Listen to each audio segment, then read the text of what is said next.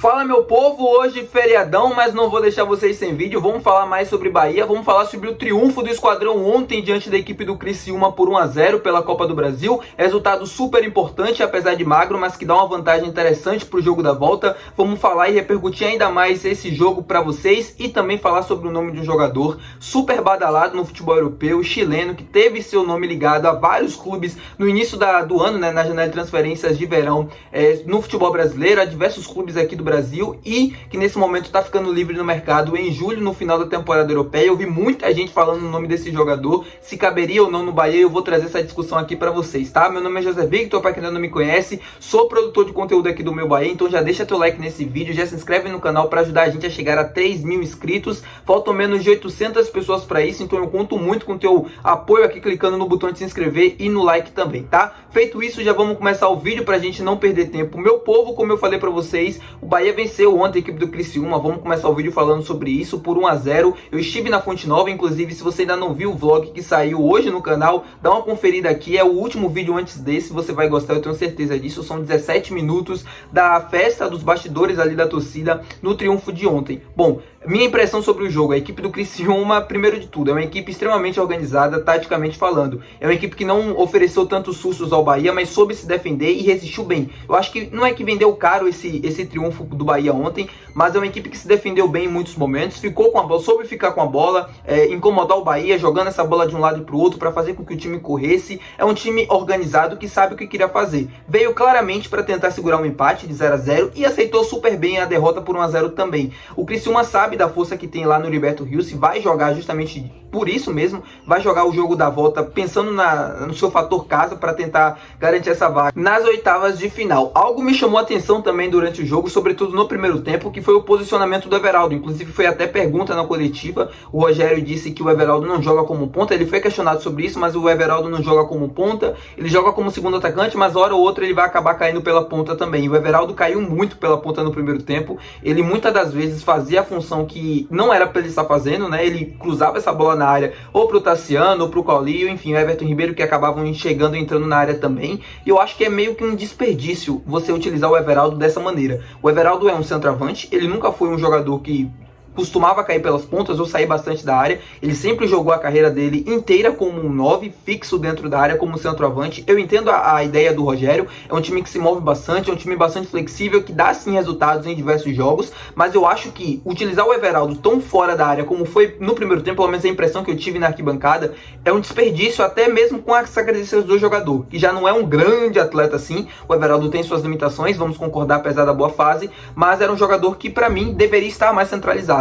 Eu acho que até que ele saindo menos da área, ele estando mais próximo da área e aproveitando até esse bom momento, essa confiança que ele vem tendo, podia ser mais interessante, ele podia render mais e até fazer mais gols. Mas enfim, é um posicionamento que o Rogério pensou, é um time que joga em função do Cauli, e isso ficou muito claro ontem, já em diversos jogos. O Cauli não volta para marcar, o Cauli joga com a bola e mais nada. Ele não tem obrigação de marcar no time, ele não tem obrigação de voltar tantos metros assim. Os jogadores se sacrificam para dar a bola para ele poder jogar e para ele poder construir, porque ele sabe que resolve, como resolveu na partida de ontem. O passe que o Cauli dá pro Santiago Arias para ele fazer o cruzamento e o Tassiano fazer um gol é coisa de cinema. É um jogador que não estava fazendo um bom jogo até aquele momento. O Cauli estava fazendo uma partida meio que discreta, né? Não tendo bons passes, não acertando tanto como ele vinha acertando nos últimos jogos, mas em um momento, em um passe, o Cauli basicamente decidiu a partida. Tem um mérito do Santi Arias também, que corre e faz o cruzamento, e o do Tassiano, que faz o gol, mas o passe do Cauli é 50% daquele gol. É um passe que quebra linhas, que destrói a defesa, que encontra um espaço imaginário, assim, que não existia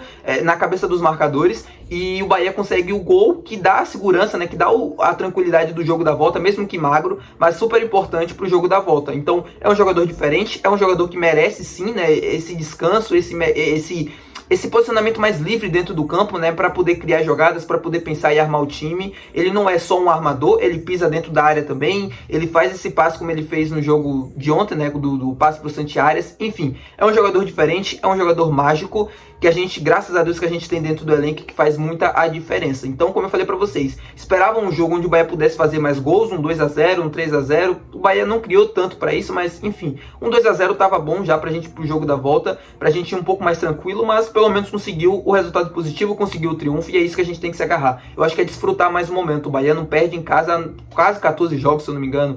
A equipe principal ainda não perdeu no ano de 2024. Isso é super importante, isso vale ser destacado, e a gente também precisa, apesar dos tropeços ao longo dessa caminhada, ao longo da temporada até aqui, acho que a gente precisa abraçar pelo menos essa ideia até então, porque vem dando certo e o time vem correspondendo quando começou o Campeonato Brasileiro e agora na Copa do Brasil. Bom, agora vamos falar sobre o jogador que eu comentei com vocês no início do vídeo. Acho que pela foto vocês já devem saber, que é o Alex Chances, jogador chileno de 34 anos, que está saindo da Internazionale de Milão, que foi campeão italiano. Inclusive o Alex foi campeão italiano nessa última passagem dele pela Inter de Milão, muito provavelmente também pelo futebol europeu. É um jogador que tem uma bagagem super interessante, super vasta, já jogou em grandes clubes no futebol europeu, que está de saída agora e que vai ficar livre no mercado. Ele já teve seu nome ventilado em alguns clubes brasileiros no início do ano, mas acabou não vingando, acabou permanecendo na Internazionale de Milão, e agora, com o final do contrato, muito provavelmente ele vai ser procurado, ele vai ser ligado inevitavelmente a alguns clubes brasileiros. E eu vi em uma postagem de uma página muito grande de futebol, alguns torcedores do Bahia comentando sobre uma chegada dele ou coisa do tipo, e eu vim comentar e vim abrir essa discussão aqui para vocês também, meus inscritos. O Alex Chances, um jogador de 34 anos, acho que poderia ajudar muito pro Bahia nesse momento. É um atleta que faz a função que o Everaldo vem fazendo com maestria. Ele joga de segundo atacante, por exemplo. Ele não tem mais a mesma velocidade que antes,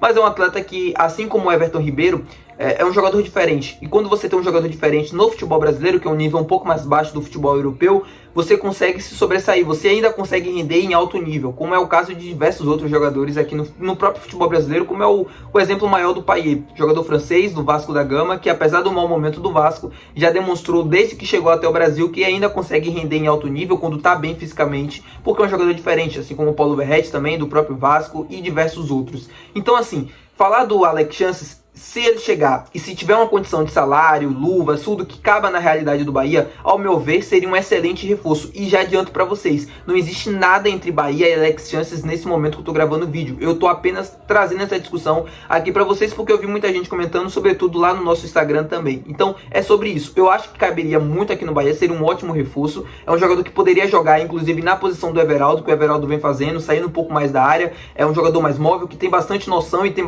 de espaço e consegue tanto jogar de costas para a defesa quanto de frente também. Ele não tem a velocidade de antes, como eu já falei para vocês, mas é um atleta que ainda conseguiria render, ao meu ver, no futebol brasileiro em alto nível.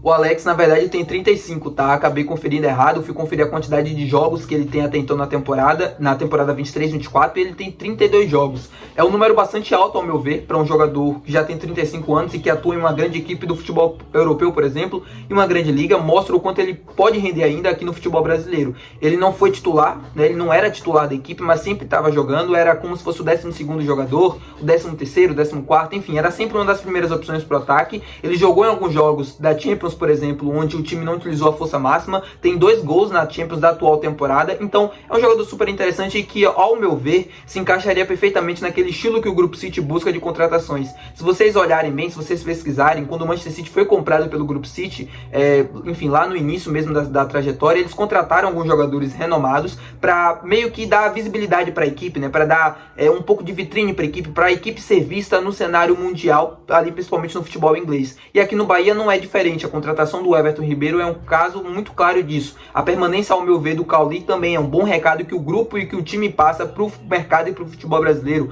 A contratação do Caio Alexandre e do Jean Lucas é outro exemplo. O Alex poderia se encaixar justamente nisso. É um jogador que já tem uma idade considerável. A gente já tem dentro desse elenco alguns jogadores com a idade um pouco mais avançada. Eu só me lembro aqui logo de cara, né? Santiago Arias, Cuesta e Everton Ribeiro. São 3 titulares. O Alex, se chegasse, poderia também ser titular nessa equipe. Então seria mais um jogador na casa dos 35 anos. Mas ao meu ver, sincero e honestamente, com o salário alinhado à realidade do Bahia, seria uma excelente opção para o ataque. Ao meu ver, eu respeito quem pensa diferente, porque é um jogador que poderia entregar muito para o Bahia ainda nesse ano de 2024, né, no final da temporada, e também nos próximos anos poderia dar essa visibilidade, tudo isso que eu falei para vocês, que o Grupo City busca dentro do mercado e dentro das suas equipes quando estão começando um projeto, tá? Foi assim no Manchester City e está sendo aqui no Bahia também. E nos próximos anos, a tendência é que isso se repita, que o investimento seja ainda mais alto e que a equipe faça faça contratações ainda maiores e melhores também, tá bom, meu povo? Espero que vocês tenham gostado desse vídeo. Se você gostou, não se esquece de deixar o teu gostei, não se esquece de se inscrever. Um vídeo para falar um pouco sobre o triunfo do Esquadrão, um pouco também sobre o Alex Chances, que teve essa discussão no meio da semana. Quis esperar para ver se realmente ele ia sair da Inter no final do contrato, e ele sim vai sair, tá bom? É isso, comenta aqui embaixo a tua opinião a respeito disso e sobre o jogo de ontem também, e até um forte abraço, até amanhã, valeu!